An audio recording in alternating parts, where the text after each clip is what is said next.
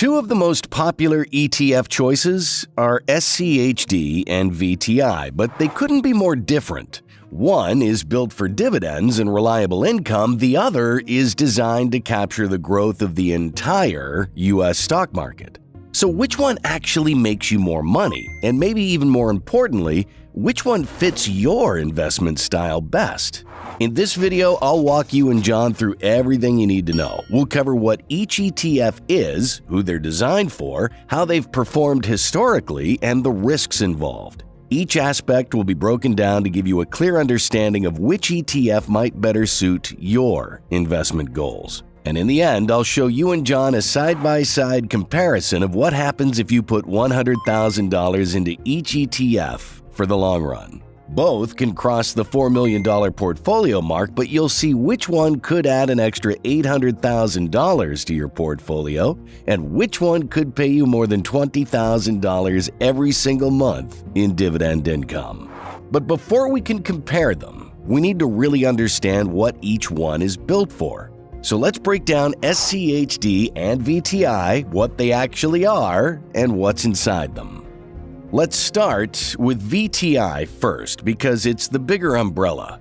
VTI is the Vanguard Total Stock Market ETF, launched in 1992, and its job is straightforward: own the entire U.S. stock market. It tracks the CRSP U.S. Total Market Index, which basically means nearly 100% of investable American stocks, over 3,500 companies. Up top, you've got NVIDIA, Microsoft, Apple, Amazon, Tesla, Meta, Broadcom, and Alphabet. The top 10 together are about 33.17% of the fund. Sector-wise, it's tilted toward technology at 33.12%, then financials at 13.67%, and consumer cyclical at around 10.62%. Think of it as a miniature version of the whole U.S. economy in one ticker, designed to let you invest in America's long-term growth without micromanaging anything. SCHD, meanwhile, is different by design. It is the Schwab U.S. Dividend Equity ETF, launched in 2011. Instead of owning thousands of names, it carefully screens for financially solid companies that pay and grow dividends.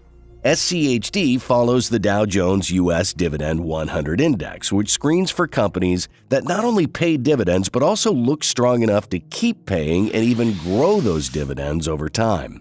To make the cut, a company has to have a history of paying dividends for at least 10 straight years, solid fundamentals like good cash flow and manageable debt, and a track record of financial strength.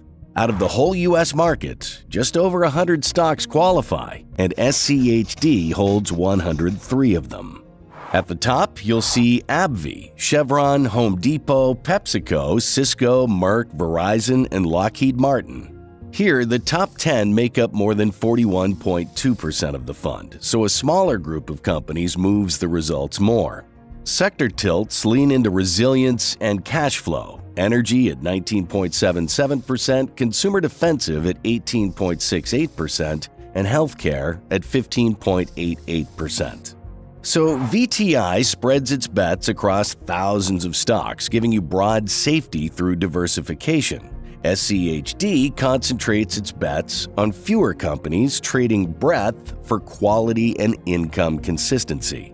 But here's the thing, knowing what's inside these funds only gets you halfway. The real question is, who are they actually built for? Let's start with the SCHD type of investor. This is someone who loves the idea of getting paid along the way. Maybe you're closer to retirement, maybe you want to get paid higher when you retire, or maybe you like the comfort of seeing dividends hit your account every quarter.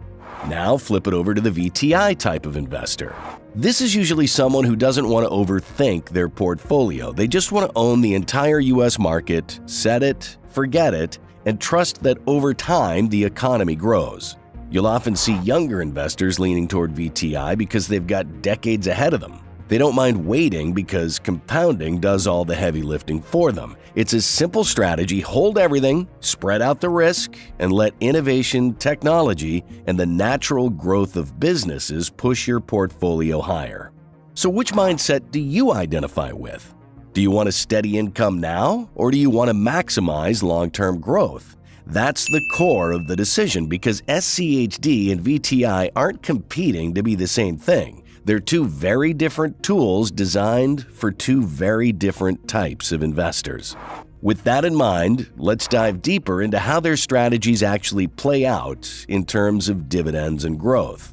Let's start again with SCHD. This fund is built around dividends. Today, SCHD offers a dividend yield of about 3.75%, which is well above the average ETF payout of roughly 2.68%. On a $100,000 investment, that works out to about $3,750 per year in dividend income right from the start. But the real magic isn't just the current yield, it's the growth. Over the past decade, SCHD's dividends have grown at an average rate of 10.77% per year, and the fund has logged 13 consecutive years of dividend increases. For income-focused investors, that is huge. It means not only do you get paid today, but your paycheck keeps rising over time. That's why people call it a money tree. It's designed to produce fruit and grow more branches as you go.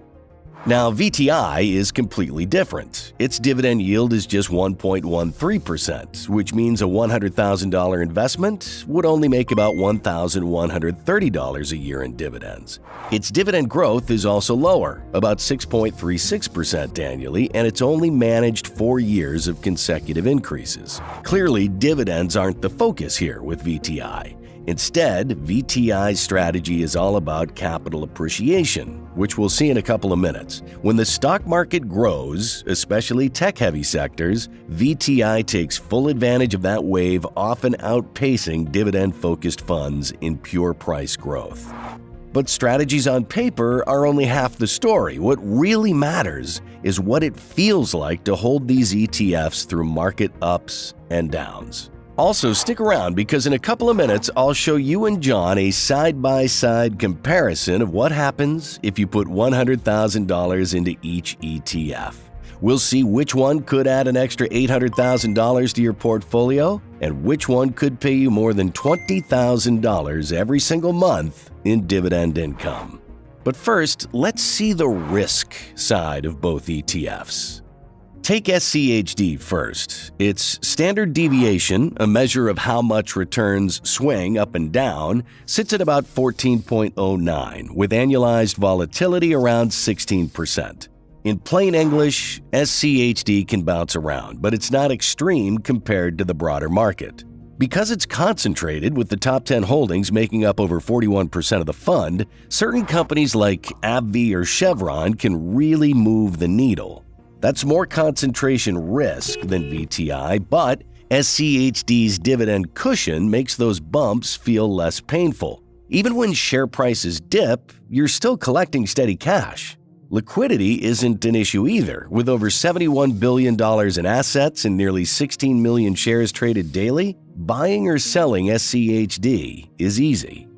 Now compare that with VTI. Its standard deviation is a touch lower at 13.52, but the annualized volatility is higher at 19.35%, largely because of its exposure to technology stocks.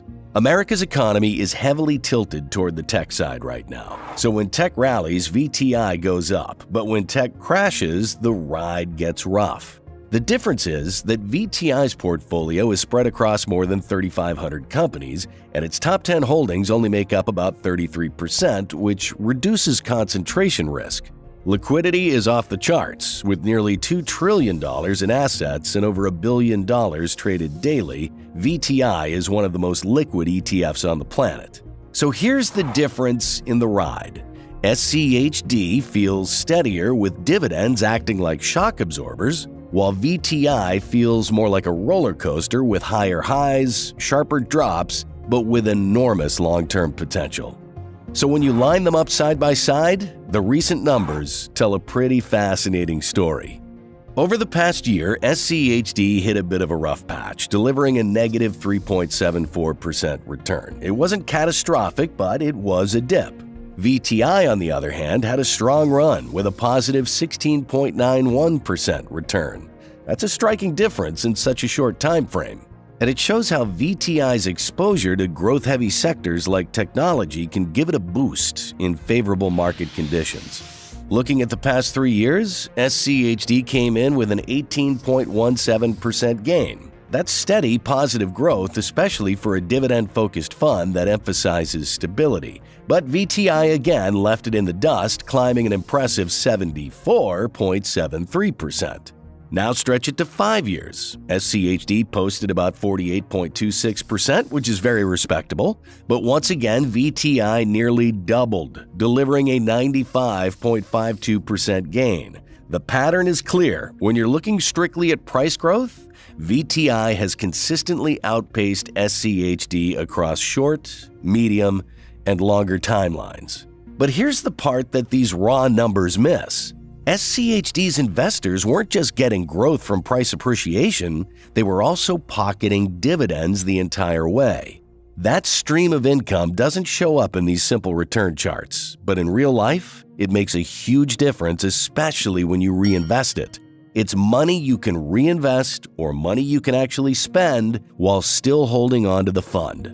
VTI doesn't put much focus there, which is why comparing only the price returns is a little unfair. But history is only part of the picture. What really excites investors are the future projections, and that's where the comparison gets even more interesting.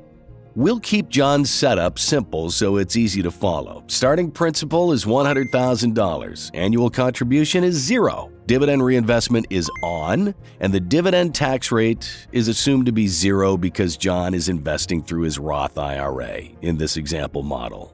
To make this fair, let's use the numbers these funds have actually delivered on average in the past. For VTI, that means a dividend yield of about 1.1%, dividend growth of about 6%, and share price growth of roughly 12.6% a year. For SCHD, we'll go with a starting yield closer to 3.7%, dividend growth at nearly 11%, and price appreciation around 8.6% a year. Now, none of this is a promise about the future. Markets don't work like that. But using these averages gives us a solid way to compare them side by side, allowing us to compare apples to apples. The question is, which one pulls ahead when we let them run for 10, 20, or even 30 years? Let's start with VTI. After the first year, John's portfolio is projected to be valued at around $113,730. By year 5, it's projected at about $189,166. At the 10-year mark, the projection shows roughly $353,532. Fast forward 20 years and the portfolio is projected to clear $1.2 million. And by year 30, John's investment is projected to be valued at about $4,033,788. At that point, the yearly dividend payout could be around $6,239 or about $520 per month. Breaking down that projection, about $3.84 million of the growth is expected to come from pure price appreciation, while roughly $92,000 would come from reinvested dividends. That's VTI's story in one line. The growth is overwhelmingly driven by capital appreciation. Now compare that with SCHD. After the first year, John's portfolio is projected to be valued at about $112,370. By year 5, the projection rises to about $180,481. At the 10-year mark, it grows to roughly $332,143. By year 20, the portfolio is projected to pass $1.2 million, but the real story shows up at the 30-year mark when SCHD is projected to reach about $4,843,633, actually surpassing VTI in total value. Here's where SCHD really separates itself. By year 30, it's projected to pay out around $291,254 a year in dividends. That's more than $24,000 every single month. The total value added comes in at about $4.74 million, with roughly $2.77 million from capital appreciation and nearly $1.97 million from reinvested dividends. An even distribution between dividends and capital appreciation. And it beats VTI both in terms of value added and dividend income. Want to know which 50/50 ETF combo has crushed the S&P 500 for 10 straight years? Click the video on the screen to find out.